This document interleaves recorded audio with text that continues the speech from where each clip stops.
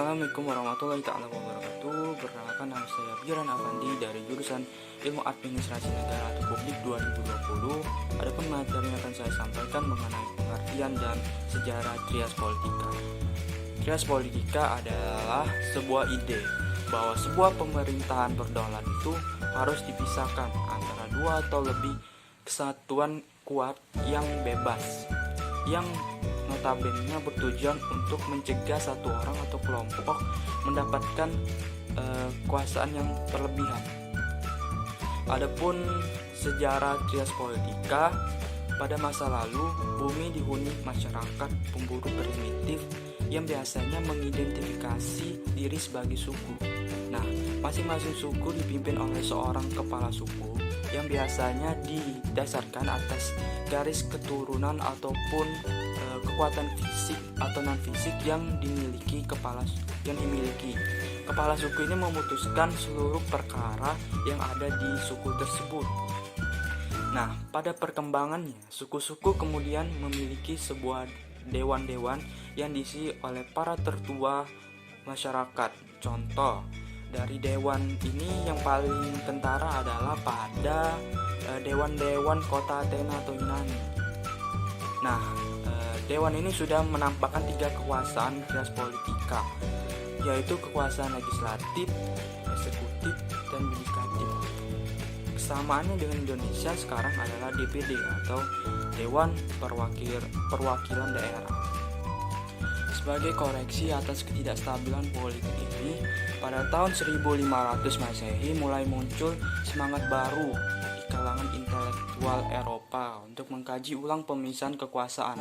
Tokoh-tokoh seperti John Locke, Montesquieu, J.J. Rousseau, Thomas Hobbes merupakan contoh dari intelektual Eropa yang melakukan kajian ulang seputar bagaimana kekuasaan di suatu negara atau kerajaan itu harus diberlakukan.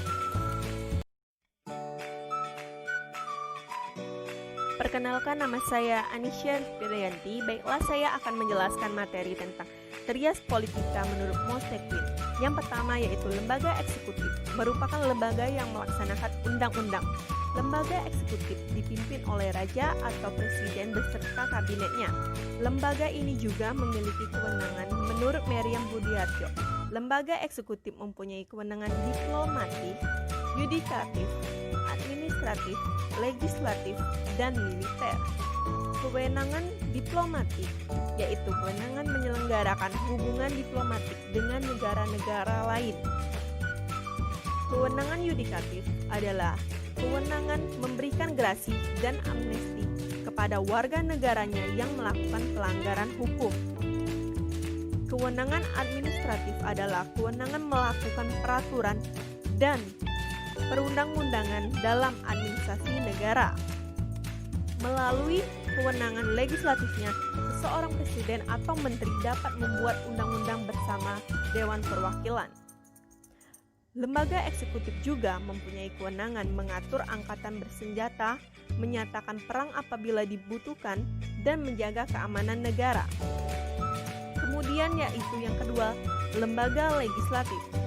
Merupakan lembaga yang dibentuk untuk mencegah kesewenang-wenangan raja atau presiden. Lembaga legislatif yang merupakan wakil dari rakyat ini diberikan kekuasaan untuk membuat undang-undang dan menetapkannya. Tidak hanya itu, lembaga ini juga diberikan hak untuk meminta keterangan kebijakan lembaga eksekutif yang akan dilaksanakan maupun yang sedang dilaksanakan. Selain meminta keterangan kepada lembaga eksekutif, lembaga ini juga mempunyai hak untuk menyelidiki sendiri dengan membentuk panitia penyelidik. Hak mosi tidak percaya juga dimiliki oleh lembaga ini. Hak ini merupakan hak yang memiliki potensi besar untuk menjatuhkan lembaga eksekutif.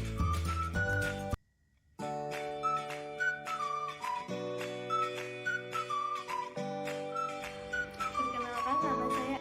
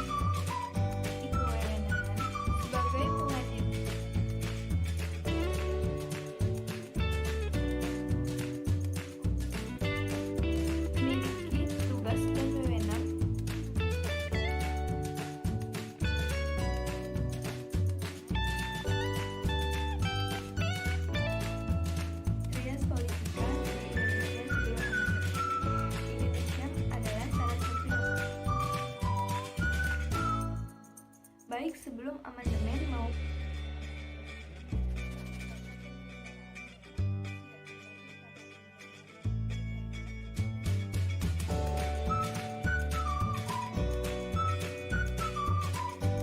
sebelum amandemen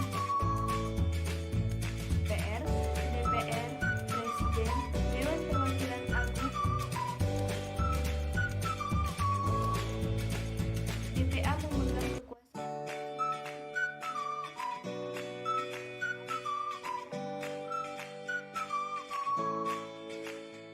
Saya akan melanjutkan penjelasan dari Anani tentang sistem politik di Indonesia sebelum amandemen. MPR dan DPR sebagai legislatif memiliki kekuasaan untuk membuat undang-undang, sedangkan Presiden sebagai eksekutif memiliki kekuasaan untuk melaksanakan undang-undang. Mahkamah Agung memiliki kekuasaan untuk mempertahankan undang-undang dan mengadili yang melakukan pelanggaran terhadap undang-undang, serta BPK menjadi badan eksaminatif yang melaksanakan pengawasan terhadap keuangan negara. Lalu selanjutnya ada sistem politik di Indonesia setelah amandemen.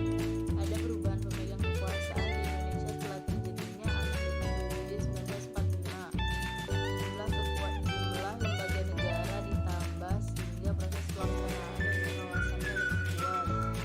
Ada 8 lembaga negara dalam sistem pemerintahan, yaitu MPR, DPR, DPD, Presiden, BPK, MA, MK, dan KY.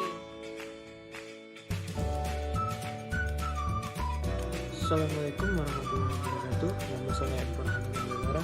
Saya ingin melanjutkan penjelasan dari Rizka. Pemegang fungsi legislatif adalah MPR, DPR, dan DPD. Anggota DPD dipilih dalam pemilu dan merupakan perwakilan dari setiap provinsi di Indonesia. Pengampu fungsi eksekutif tetap berada di tangan Presiden.